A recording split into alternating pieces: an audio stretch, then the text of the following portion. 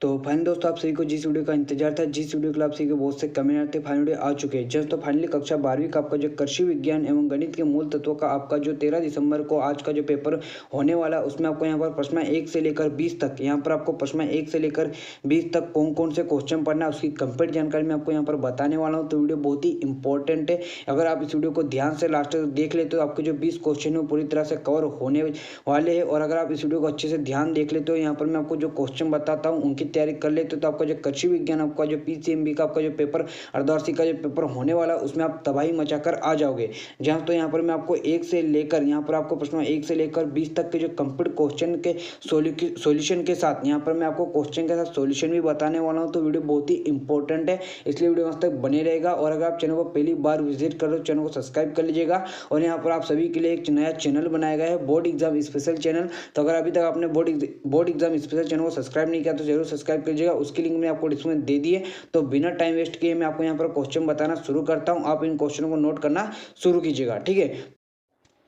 तो यहाँ पर वीडियो में आगे बढ़ने से पहले मैं आपको बता देता हूँ कि ये पार्ट 2 वीडियो है। इससे पहले मैं आपको पार्ट 1 वीडियो में मैंने आपको 1 से लेकर 5 तक के जो क्वेश्चन है वो बता दिए। अगर आपने पार्ट 1 वीडियो नहीं देखी तो वीडियो को जरूर देखिएगा। उसमें वीडियो में मैंने आपको 1 से लेकर 5 तक के आपके चैप्टर के जो क्वेश्चन है वो बता चुका हूँ। अब यहाँ पर हम 6 से लेकर 17 तक के जो क्वेश्चन, 6 से लेकर 17 तक के चैप्टर के जो क्वेश्चन है मैं आपको यहाँ पर बताने वाला हूँ। जैसे कि अगर आपने आपका अर्धवार्षिक परीक्षा का सिलेबस देखा होगा तो आपके टोटल 17 चैप्टर से आपके अर्धवार्षिक परीक्षा में क्वेश्चन पूछे जा रहे हैं। तो यहाँ पर 1 से लेकर 5 तक के जो चैप्टर के जो क्वेश्चन है मैं आपको पार्ट 1 में करा चुका हूँ। अब इस वीडियो में आपको मैं 6 से लेकर 17 तक के क्वेश्चन बताने वाला हूँ। तो इस वीडियो में मैं आपको कुछ नहीं समझाने वाला हूँ, मैं आपको यहाँ पर आपको क्वेश्चन पढ़ूंगा और मैं आगे बढ़ूंगा। आपको क्वेश्चन नोट करना है, आपको क्वेश्चन याद करना है। तो यहाँ पर सॉल्यूशन भी मैं आपको साथ में दे रहा हूँ, तो आपको किसी जगह दूसरी जगह भटकना नहीं है। आप वीडियो को आराम से रोक कर देख सकते हो, क्वेश्चन को आराम से पढ़ सकते हो। मैं यहाँ पर आपको फटाफट बताऊंगा, लेकिन आप आराम से पढ़ सकते हो, वीडियो को रोक कर पढ़ सकते हो। आपको कुछ जल्दी नहीं, अगर आप वीडियो को 2 या 3 बार अच्छे से देख लेते हो तो आपकी तैयारी अभी हो जाएगी। यहाँ पर आप सभी को पता होगा कि मैं आपको जो क्वेश्चन बताता हूँ वो आपके पेपर में 100% पूछे जाते हैं, ठीक है। तो यहाँ पर बिना टाइम वेस्ट किए मैं आपको क्वेश्चन बताना शुरू करता हूँ। तो आपका जो अध्याय 6 कार्बनिक रसायन, उसमें जो पहला क्वेश्चन आपको देख के जाना है, कार्बनिक यौगिकों का महत्व लिखिए। आपको यहाँ पर जो क्वेश्चन में देखने को बोल रहा हूँ उसे देखिएगा, और मैं जो आपको मोस्ट इंपॉर्टेंट क्वेश्चन बोलूंगा उसे जरूर याद कीजिएगा।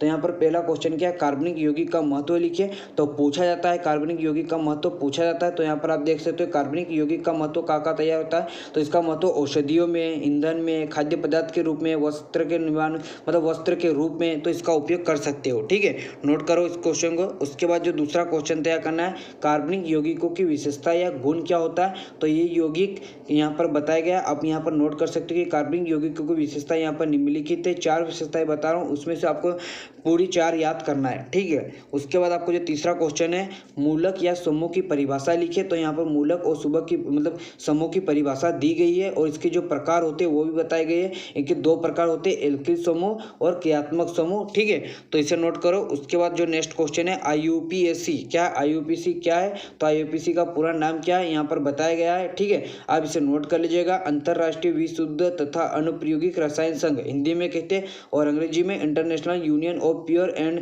अप्लाइड केमिस्ट्री, ठीक है। तो इस प्रणाली का उद्देश्य है कि, तो आप पढ़ लीजिएगा। यहाँ पर आप मैं समझाने बैठूंगा तो वीडियो की लेंथ ज़्यादा हो जाएगी, ठीक है। अपने पास ज़्यादा समय नहीं है। तो यहाँ पर फिर क्या है, कार्बन की कोई 3 विशेषताएं लिखिए।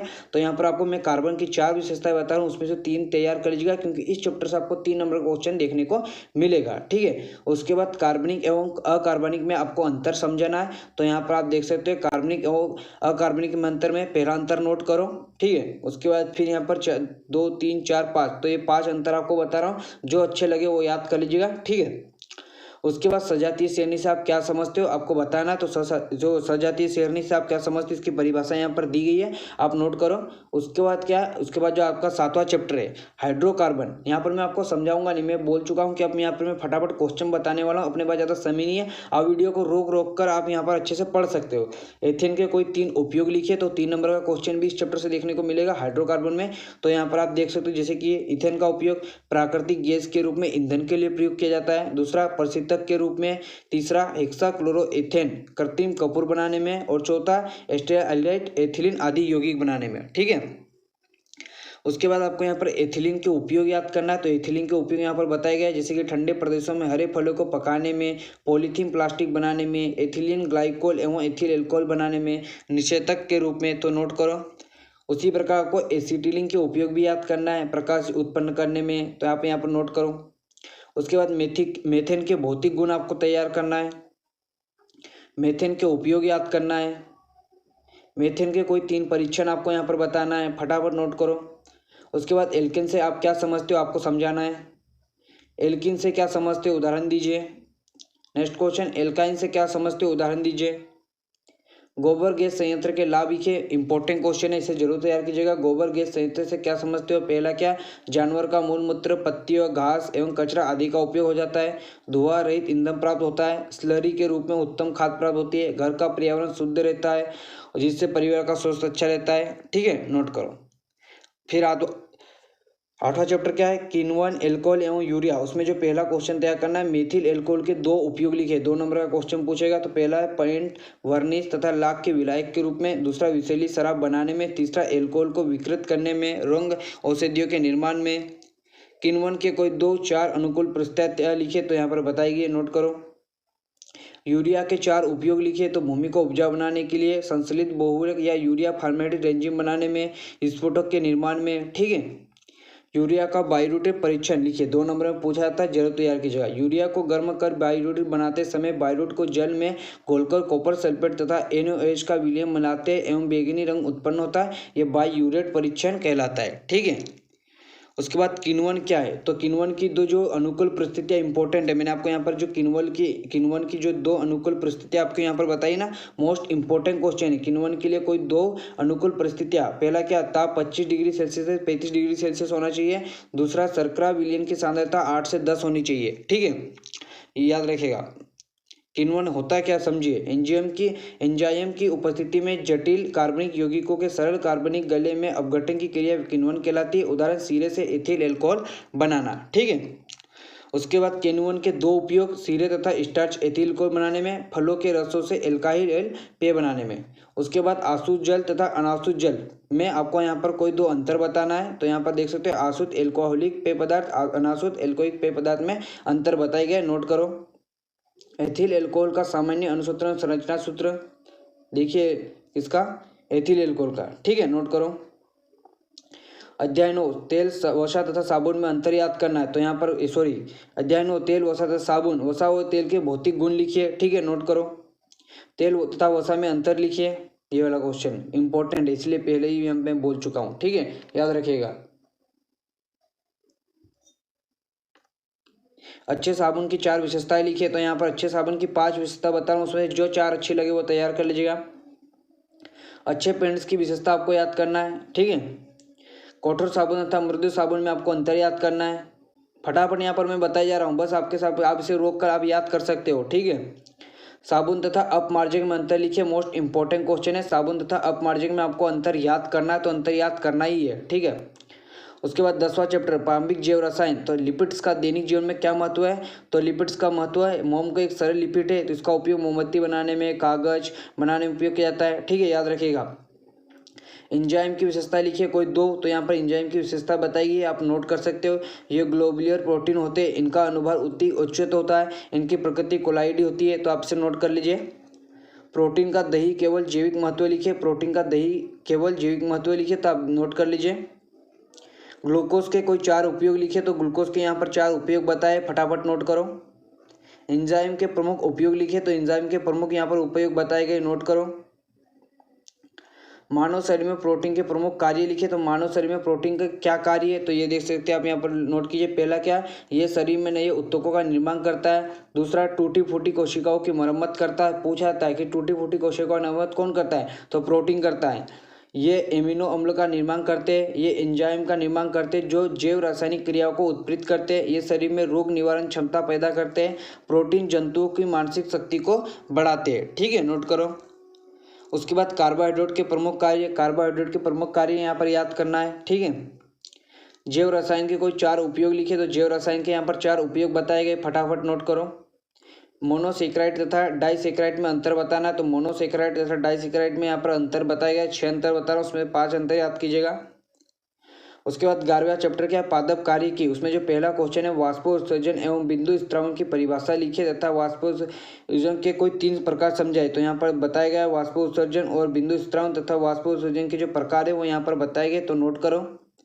उसके बाद आपको जो ऑक्सीय शोषण तथा अनोक्सिय शोषण में 5 अंतर लिखिए। मोस्ट इंपॉर्टेंट क्वेश्चन है, 4 नंबर में पूछेगा। मोस्ट इंपॉर्टेंट क्वेश्चन है, जरूर तैयार कीजिएगा। ठीक है, ऑक्सीय शोषण तथा अनोक्सिय शोषण में अंतर। ये क्रिया ऑक्सीजन की उपस्थिति में की जाती है, कौन सी, ऑक्सीय शोषण। और जो अनोक्सिय शोषण है वो ऑक्सीजन की क्रिया ऑक्सीजन की अनुपस्थिति में होगी। ठीक है, तो यहाँ पर सभी सरल है, याद कर लीजिएगा। उसके बाद प्रकाश संश्लेषण एवं शोषण में 5 अंतर बताना। तो प्रकाश संश्लेषण और शोषण में 5 अंतर बता रहा हूँ, याद कीजिएगा। ठीक है, फटाफट जितने भी क्वेश्चन बता रहा हूँ उन्हें एक बार पढ़ लीजिएगा और क्वेश्चन याद भी करना है, ऐसे नहीं कि पढ़ना ही है। वाष्पोत्सर्जन एवं बिंदु स्त्रावण में 5 अंतर लिखिए, तो यहाँ पर अंतर बता रहा हूँ, नोट करो।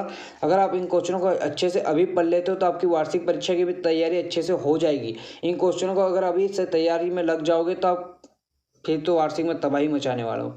वाष्पोत्सर्जन तथा वाष्पीकरण में आपको अंतर बताना है, तो नोट करो।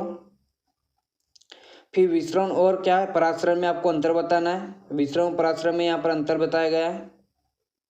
वाष्पोत्सर्जन की दर को प्रभावित करने वाले 5 प्रमुख कारकों को बताना है। वाष्पोत्सर्जन की परिभाषा पहले बता चुका हूँ। उसको प्रभावित करने वाले प्रकाश, तापमान, वायुमंडलीय आर्द्रता, वायुमंडलीय दाब। ठीक है, अध्याय 12 कुलों का अध्ययन, जिसमें पहला क्वेश्चन तैयार करना है। गिरमिनी कुल का आर्थिक महत्व आपको यहाँ पर बताना है। तो इसका आर्थिक महत्व जैसे कि खाद्य पदार्थ, शर्करा, बांस, रेशे, इत्र, इनमें अंदर आपको वर्णन करके पढ़ना है। मालवेसी कुल में आने वाले कितने 3 पौधों के साधारण एवं वानस्पतिक नाम, कपास, गुड़हल, गलखेरा, पटसन, इनके यहाँ पर क्या है, वानस्पतिक नाम बताए गए, नोट कर लीजिए। कुशीफेरा कुल के कोई 5 या 3 विशिष्ट लक्षण लिखिए, तो यहाँ पर 6 बता रहा हूँ, उसने तो 5 ही बोला था। सोलनेसी कुल की पहचान लिखिए, तो यहाँ पर इसके पहचान के लक्षण दिए गए, नोट कीजिए। उसके बाद यहाँ पर क्या, सोलेनेसी कुल के आर्थिक महत्व के कोई 3 पौधों, सोलेनेसी कुल के आर्थिक महत्व के कोई 3 पौधे के साधारण नाम एवं वानस्पतिक नाम बताए, तो यहाँ पर 7 दे रहा हूँ, नोट कीजिएगा। सरसों के पुष्प का वानस्पतिक नाम, कुल, पुष्प सूत्र लिखिए एवं पुष्प का मानचित्र खींचिए, तो आप इसे नोट कर लीजिए। ठीक है, उसके बाद गेमनी कुल के प्रमुख 3 पौधों के सामान्य नाम तथा वानस्पतिक नाम, तो गन्ना, मक्का, ज्वार, धान और उनके वानस्पतिक नाम देख सकते हो, नोट कीजिए। फिर सोलेनेसी कुल का पुष्पन मानचित्र एवं पुष्प सूत्र लिखिए, नोट करो। गेहूं का वानस्पतिक नाम, कुल, पुष्प सूत्र लिखिए एवं पृष्ठ मानचित्र खींचिए, तो यहाँ पर बताया गया, नोट कीजिए। मालवेसी एवं कृषि कुल के पौधों में अंतर स्पष्ट कीजिए, तो मालवेसी कुल एवं कृषि पेरी कुल के यहाँ पर जो पौधे उनमें अंतर बताया गया है। फिर आपका जो 13वां चैप्टर सूक्ष्मजीवी की, उसमें जो पहला क्वेश्चन है, कवक क्या होता है, तो वे सभी यूकेरियोटिक बहुकोशिकीय पर्णहरिम रहित संवहन उत्तक रहित थैलोफाइट सूक्ष्मजीवी कवक कहलाते हैं। कवक के 2 महत्व यहाँ पर बताया गया है। पेनिसिलिन औषधि प्राप्त करने में पेनिसिलियम नोटेटम कवक का उपयोग किया जाता है। मशरूम गुच्छी कवक का उपयोग भोजन के रूप में किया जाता है। ठीक है, शैवाल क्या होता है, तो क्लोरोफिल युक्त सेलुलोस भित्ति युक्त एक कोशिकीय जनांग वाले भ्रूण रहित स्वपसी जीव शैवाल कहलाते हैं। ये जलीय जीव होते हैं। एक हानिकारक जीवाणु तथा एक लाभदायक जीवाणु का नाम बताइए, ठीक, नोट करो। प्रोटोजोआ से आप क्या समझते हो, एक उदाहरण दीजिए, तो यहाँ पर बताया गया है। प्रोटोजोआ से आप क्या समझते हो, कि यहाँ पर उदाहरण सही समझाया गया है। जीवाणु के सामान्य गुण लक्षण लिखिए, तो यहाँ पर बताया गया, नोट करो। शैवाल एवं कवक में अंतर बताइए, शैवाल और कवक में यहाँ पर अंतर दिया गया है, नोट कर लीजिए। उसके बाद आपका जो नेक्स्ट चैप्टर है आनुवंशिकी एवं पादप प्रजनन, उसमें जो पहला क्वेश्चन है, मेंडल के वंशजा गति की प्रभाविता का नियम लिखिए तथा उदाहरण सहित। तो मोस्ट इंपॉर्टेंट क्वेश्चन है, जरूर तैयार कीजिएगा। पिछले साल भी आपके वार्षिक पेपर में पूछा गया था, तो जरूर तैयार कीजिएगा। जो मेंडल का जो प्रभाविता का जो नियम है वो तैयार करना है। उसके बाद मेंडल को सफलता के 3-4 प्रमुख कारण बताए, तो यहाँ पर दिया गया है, 5 कारण दिए गए, नोट कर लीजिए। उसके बाद पादप प्रजनन के मुख्य उद्देश्य लिखिए, तो पादप प्रजनन के मुख्य उद्देश्य यहाँ पर लिखे गए, नोट कीजिए। पादप प्रजनन का महत्व बताया गया है, नोट कीजिए। आनुवंशिकी की परिभाषा तथा महत्व लिखिए, तो आनुवंशिकी जो परिभाषा और महत्व यहाँ पर दिया गया है, नोट कीजिए। मेंडल के वंशागति के पृथक्करण का नियम लिखिए, तो यहाँ पर बताया गया, नोट कीजिए। निम्नलिखित तकनीकी शब्दों की परिभाषा लिखिए, तो यहाँ पर समयुग्मजी, एकल संकर क्रॉस, संकर पूर्व संकरण, संकर में आपको यहाँ पर इनकी परिभाषा दी है, नोट कर लीजिए। अध्याय 15 कृषि के कीट, इसमें जो पहला क्वेश्चन है, केचुए का वैज्ञानिक नाम, तो क्या है, फेरेटिमा पास्तुमा। ठीक है, फेरेटिमा पास्तुमा। उसके बाद मधुमक्खी का एपिस इंडिका। ठीक है, एपिस इंडिका। उसके बाद रेशम कीट का वैज्ञानिक नाम बोम्बेबिक्स मोराई और लाख कीट का वैज्ञानिक नाम लेसिफर लक्का।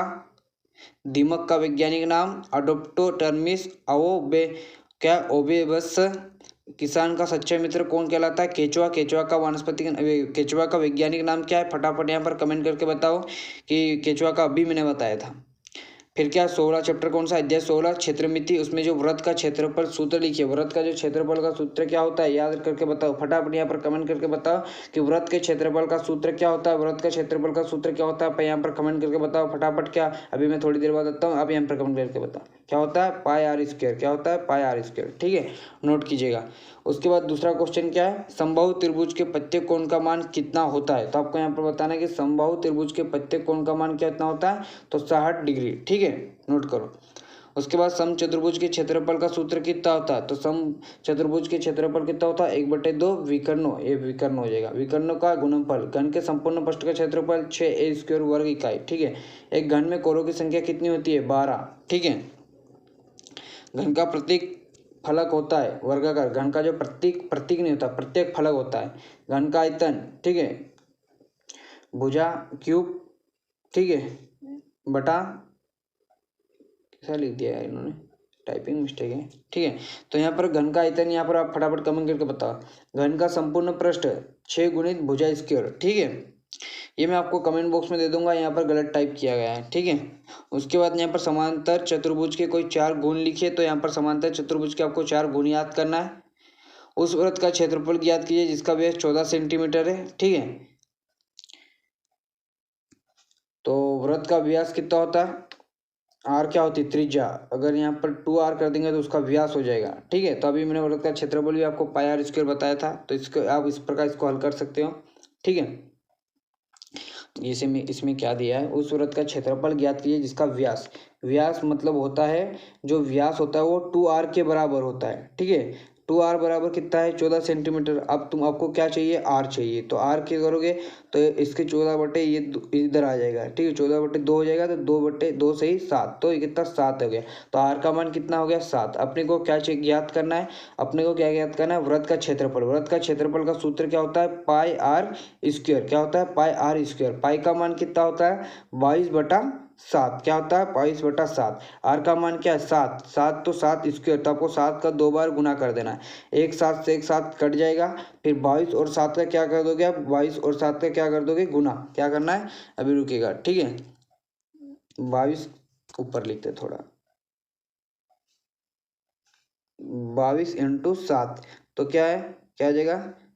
7 दूनी 14, 80 ले 7 दूनी 14, 154 क्या हो जाएगा? सेंटीमीटर। क्या हो जाएगा? 154 सेंटीमीटर। ठीक है, समझे? 154 वर्ग सेंटीमीटर, सॉरी, क्या हो जाएगा? वर्ग सेंटीमीटर। समझे? यहाँ पर समझे कि नहीं? फटाफट कमेंट करके, मैंने समझा दिया है तुमको आराम से। क्या है यहाँ पर? एक बार फिर से समझा रहा हूँ। वृत्त का क्षेत्रफल ज्ञात कीजिए जिसका व्यास 14 सेंटीमीटर। जो व्यास होता है वो 2r के बराबर होता है। किसके बराबर होता है? व्यास जो होता है, अगर ये वृत्त है, ये वृत्त है समझो, ये यहाँ पर इसका केंद्र हो गया, ये त्रिज्या, सॉरी ज़्यादा दूर हो जाएगा, केंद्र बीचों बीच होता है। अरे यार, तुम समझो कि ये बीचों बीच ही है। ठीक है, ये यहाँ तक का मान कितना होता है? ये r होता है। ठीक है, अगर ये भी इस बार कर दोगे तो r। ठीक है, ये अगर यहाँ से लेकर यहाँ आपके परिधि से लेकर दूसरी परिधि तक की जो दूरी होती है वो क्या हो जाती है? व्यास हो जाती है। तो यहाँ पर हमारे पास व्यास दिया है, मतलब जो 2r की वैल्यू दी है, 2r कितनी है? 14 सेंटीमीटर। हमें किसकी चाहिए? r का मान निकालना है, तो 14/2। ठीक है, तो 2 सत्ते 14, तो r का मान कितना आ गया? 7। अब उसने क्या बोला है?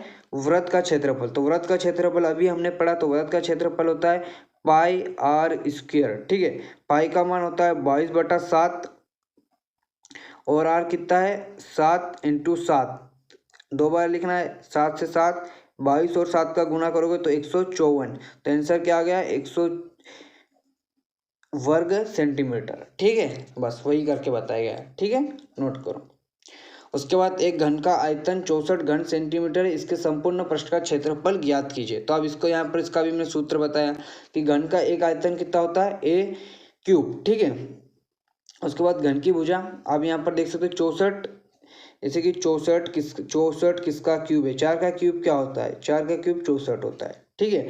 अब फिर यहाँ पर ए स्क्वायर पता, ए का मान पता चल गया आगे कि ए का मान क्या है 4।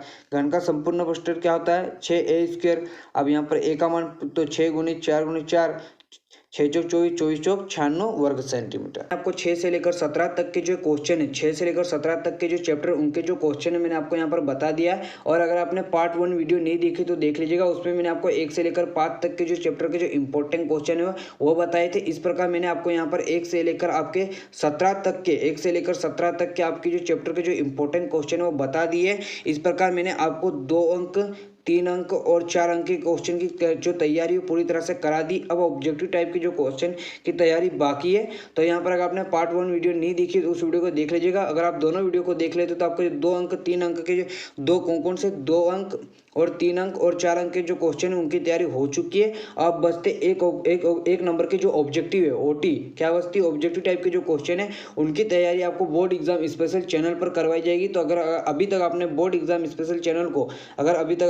एग्जाम स्पेशल चैनल को सब्सक्राइब नहीं किया तो कर लीजिएगा, क्योंकि जो ऑब्जेक्टिव की जो वीडियो उस चैनल पर आने वाली, तो बोर्ड एग्जाम स्पेशल चैनल को सब्सक्राइब जरूर कर लीजिएगा। बोर्ड एग्जाम स्पेशल चैनल पर मैंने आपको ऑब्जेक्टिव की वीडियो देने रेडी हो चुकी है, अब अपलोड हो ही जाएगी थोड़ी देर बाद। तो आप बोर्ड एग्जाम स्पेशल चाहिए और सब्सक्राइब कर लीजिएगा। और अगर आप इसका पीडीएफ, यहाँ पर बात आती है कि अगर आप इसका पीडीएफ डाउनलोड करना चाहते हो तो आप हमारे टेलीग्राम चैनल रूपेश क्लास पर जाकर डाउनलोड कर सकते हो।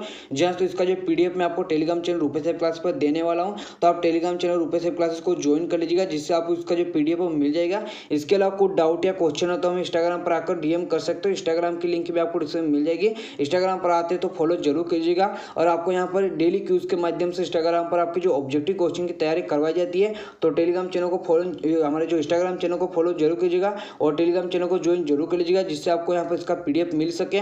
और अगर अभी तक आपने बोर्ड एग्जाम स्पेशल चैनल को सब्सक्राइब नहीं किया तो कर लीजिएगा, लिंक आपको डिस्क्रिप्शन में मिल जाएगी। टेलीग्राम चैनल की और इंस्टाग्राम की लिंक भी आपको डिस्क्रिप्शन में मिल जाएगी। और अगर आपको डाउट या क्वेश्चन हो तो आप यहाँ पर कमेंट कर सकते हो। आपको कुछ भी परेशानी हो तो आप यहाँ पर कमेंट कर सकते हो, आपका भाई आपके साथ है। और अगर अभी तक आपने इस वीडियो को लाइक नहीं किया तो वीडियो को लाइक कीजिएगा, चैनल को सब्सक्राइब नहीं किया तो चैनल को सब्सक्राइब कीजिएगा, वीडियो को शेयर नहीं किया तो शेयर कीजिएगा। तो अभी के लिए इतना, मिलते वीडियो में। जय हिंद।